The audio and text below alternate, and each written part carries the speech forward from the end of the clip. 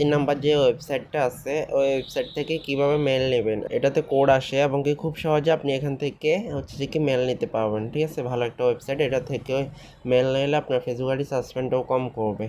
এই জন্য ফার্স্ট আপনি মেলে ক্লিক করবেন, আপনাকে এই ওয়েবসাইটটাতে নিয়ে আসবে। এখান থেকে আপনি নর্মালি এই যে নিউ অপশানটা দেখতে পাচ্ছেন, নিউ অপশানে ক্লিক করবেন।